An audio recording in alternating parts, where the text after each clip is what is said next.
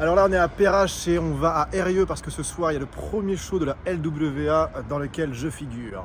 Là, on attend un peu de monde. On attend un peu de monde, on attend notamment monsieur Adrien Baker qui n'est rien d'autre que l'arbitre de ce soir, donc une personne très importante sur le show, et un autre catcheur également qu'on accueille. Moi je suis Bernardo, donc je suis catcheur professionnel depuis mars 2023. Et donc moi je viens directement de Dijon, là je viens d'arriver à Lyon. C'est un sport qui est quand même à risque, pas n'importe qui peut le faire. Il faut un physique, il faut une préparation, il faut un personnage. C'est un métier, c'est quand même des heures et des années de pratique, hein, les chutes. Bon, c'est l'aventure, c'est la route.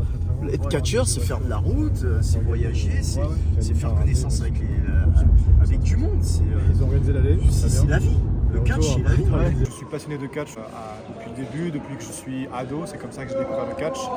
À l'époque de mes 15 ans, j'avais commencé à faire quelques stages pour toucher un peu à la discipline, mais c'est seulement en 2021 que je m'y suis mis sérieusement à faire des cours, à faire des séminaires de plusieurs jours parfois sur ring, et que je me suis lancé plus récemment, c'était à l'été 2023 je crois, ouais c'est ça, à vraiment me dire c'est mon métier, je consacre 100% de mon temps libre au catch. Pourquoi Gonzo? Gonzo pour moi de base ça ne veut rien dire, c'est-à-dire que l'origine de mon nom, de mon pseudo, est né parce que voilà, je cherchais un peu un personnage, je commençais à m'entraîner, il fallait que je trouve un personnage. Et j'avais été en Belgique dans une friperie et j'avais trouvé une veste que je trouvais super belle, qui était trop petite pour moi, mais que je trouvais super belle, donc je l'ai achetée. Et cette veste, elle me faisait beaucoup penser justement à des pilotes un petit peu automobiles des années 50, 60, un peu guindés je dirais, du fait qu'elle soit plus petite, trop petite pour moi, ça avait un petit peu cet effet-là, avec un drapeau en damier dessus, voilà, qui évoquait tout l'univers du sport automobile. Et donc voilà, j'avais acheté cette veste-là juste pour me faire plaisir. Et il y avait le morceau Girls, Girls, Girls des Motley Crue aussi qui passait à la radio à ce moment-là. Et je sais pas, dans ma tête, ça a fait une connexion en disant ok, je pense avoir une idée de personnage, cette veste-là, des lunettes de soleil, un cure-dent, une tête de vainqueur et cette musique en fond, je trouvais qu'il y avait quelque chose de parfait, il me fallait un nom. Et je cherchais, et Gonzo, ça veut aussi dire en italien, c'est aussi l'équivalent de punk en anglais, qui veut dire petit con, petit merdeux, et en français ça serait un peu un gonze, comme on dit les gonzesses, ça serait un gonze. Ouais, parce qu'il faut dire que dans le catch américain, il y a toute une partie marketing. Toi, tu as cet aspect-là, hein. Tu Bien joues sûr. ça, tu as des réseaux sociaux. Dans le catch américain, mais dans le catch de manière générale. Et voilà, pour terminer aussi sur Gonzo, je trouve que c'est un nom finalement qui se retient bien, qui n'est pas très long, qui n'est pas très compliqué. Et ça, c'est aussi important de marquer les esprits des gens. Donc en effet, il faut avoir toute une réflexion autour de son personnage pour que les gens nous identifient au travers de certains points bien clairs et qu'on puisse transmettre nos messages, nos émotions, les histoires qu'on veut raconter dans le catch de manière assez simple. Donc c'est pour ça, bien sûr, on utilise les réseaux pour montrer notre actualité. Et sur le ring, voilà, j'ai ma tenue qui m'identifie moi, j'ai mon nom, j'ai des phrases que je dis, on appelle ça des catchphrases. Des phrases. C'est quoi ta catchphrase? Alors moi, ma catchphrase, c'est ça passe et ça casse. C'est quoi le quotidien d'un catcheur? On s'entraîne tous les jours et alors moi je m'entraîne tous les jours du lundi au vendredi, je vais à la salle de sport 1h30 environ. Je travaille tout mon corps, que ce soit d'un point de vue physique mais aussi cardio, parce que le catch c'est très cardio, il faut avoir une condition cardiaque, il faut que le cœur puisse suivre. Donc tous les jours je m'entraîne. Également, je gère aussi mes réseaux. Donc, comme on le disait, c'est communiquer sur ce qu'on fait, où est-ce qu'on va les week-ends pour nos shows de catch, mais aussi un peu entretenir nos relations auprès des promoteurs. Donc, ce sont les gens qui nous font catcher les week-ends. Donc, il y a tout un aspect de réseau, de montrer un peu ce qu'on fait, l'activité qu'on a. Voilà, ça c'est avoir une certaine proximité. Et les week-ends, c'est beaucoup de routes lorsqu'on ne catch pas à domicile, ça arrive que très rarement, donc on en profite quand ça arrive. C'est beaucoup de routes pour se rendre sur un gala de catch, souvent c'est samedi. Et arriver sur place, on rencontre tout le monde. Des fois on a de la chance d'avoir une demi-heure pour préparer notre match, c'est-à-dire que pouvoir accéder au ring avant que le public rentre, pouvoir un petit peu se familiariser avec l'ambiance.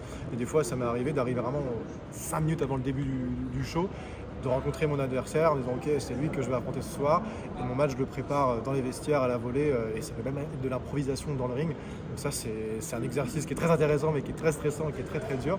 Dans les meilleures conditions, voilà, on arrive relativement tôt, on peut se préparer dans le ring, et puis à mesure que la journée passe, les gens vont commencer à entrer, on est dans les vestiaires, on s'échauffe nous-mêmes. Et puis il y a le moment fatidique où on y va, on franchit le rideau, et il n'y a plus de marche arrière en fait, faut y aller à fond. Et pendant 10, 15, 20 minutes, on est dans notre personnage, on est dans une bulle en fait, il n'y a qu'une communion entre nous et le public, et forcément bien sûr avec l'adversaire qu'on a dans le ring, parce qu'on travaille aussi avec lui. C'est que ça pendant 15-20 minutes, c'est une concentration extrême et c'est aussi à la fois un plaisir qu'on a un peu après coup, une fois qu'on rentre dans le vestiaire, il y a tout qui retombe, tout le stress et à la fois tout le plaisir qui se mêle. Et le soir, on rentre souvent très très tard, alors soit on reste dormir sur place lorsque le trajet est long, soit on rentre à la maison à des heures pas possibles. Et les dimanches, moi c'est repos. C'est repos et également une fois par semaine, je m'entraîne sur ring. Ça paraît, c'est important d'avoir aussi un entraînement technique en plus d'avoir un entraînement physique. Je m'entraîne sur ring et les semaines s'enchaînent vraiment très très vite comme ça. Les fois où j'ai des week-ends de libre, j'en profite vraiment pour souffler ou me vider la tête à faire autre chose parce que le catch c'est très très prenant. C'est quelque chose où il faut se consacrer à 200%. Je t'ai suivi déjà dans une compétition à Lyon. Aujourd'hui, on est encore dans une nouvelle compétition. Tu peux nous dire un petit mot sur la scène lyonnaise ? Oui, en effet, la dernière fois, c'était à la Brawl Spirit au Rock Edit dans Lyon même. Ce soir, c'est pour la LWA à Eyrieux, donc c'est un peu excentré de Lyon. Et d'ailleurs, ce soir, c'est leur premier show qu'ils réalisent.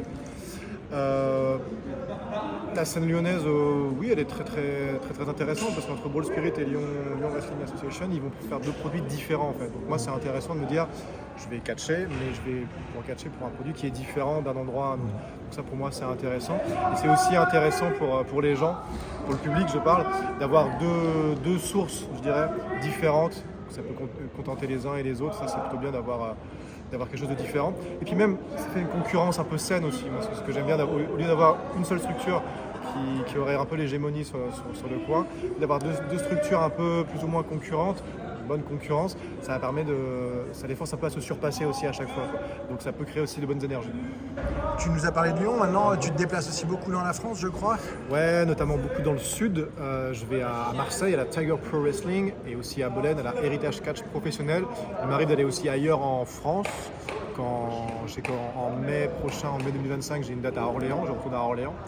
Je suis déjà allé un peu aussi vers Paris, vers Rennes, parce qu'il y a aussi beaucoup de catch qui se fait là-bas. Mais c'est principalement dans le sud que je me produis et c'est un peu simple. Je fais un peu un week-end Lyon, un week-end Bolène, un week-end Marseille et après ça repart un peu comme ça. Mais mes week-ends sont un petit peu organisés de cette manière-là. Toi, je crois que tu as gagné des prix, tu peux nous en parler un petit peu ? Ouais, exact. Alors à Marseille, je suis champion de la structure, champion de la TPW. Je n'ai pas la ceinture avec moi, mais j'ai ma ceinture de champion par équipe que j'ai remportée à Bolène en novembre dernier avec mon partenaire Saitovic. C'est mon premier titre que j'ai remporté là-bas. Donc ça fait très plaisir d'avoir un titre. Et un catcheur en France, c'est quoi ses perspectives ? Toi qui veux en faire ton métier, on est un pays, une terre de catch. Il y a une histoire entre la France et le catch. Il y a une histoire entre la France et le catch qui a des dizaines d'années. Alors aujourd'hui, le paysage est bien différent qu'a pu l'être avant. Il y a tout profil de catcheurs, il y en a vraiment qui le font, qui s'y consacrent vraiment à 200%, d'autres qui le font de manière un peu plus rare. Chacun il voit un petit peu sa manière de faire. Le catch en France, pour la plupart, c'est des indépendants, c'est-à-dire qu'ils ne vivent pas exclusivement du catch. Ils sont obligés d'aller dans différentes structures et d'avoir, pour la plupart, un job alimentaire à côté. C'est mon cas. Mais c'est vrai que oui, la France a une histoire de catch. Il y a eu des âges d'or, on va dire, des périodes un peu plus reluisantes pour le catch. Le catch en France, c'est du circuit indépendant, ce qu'on appelle le circuit indépendant. C'est-à-dire que, et moi c'est mon cas, je suis indépendant, je catch dans différentes structures en fait, et il n'y a pas vraiment un seul catcheur qui est exclusif à une seule structure. Il y a des Français qui se sont exportés. On connaît tous l'histoire d'André the Giant. Oui, c'est à l'époque, ouais. Voilà, qui était une des stars justement aux États-Unis. Il y a aussi le Mexique qui peut être intéressant. Toi, tu te verrais déménager dans un de ces pays pour pratiquer ton sport ou ton rêve, c'est plutôt de le pratiquer ici, que les structures se développent ? Alors déménager, ça c'est clairement autre chose. Passer du temps là-bas, par exemple un mois, et je pense que le Mexique, tu en parles.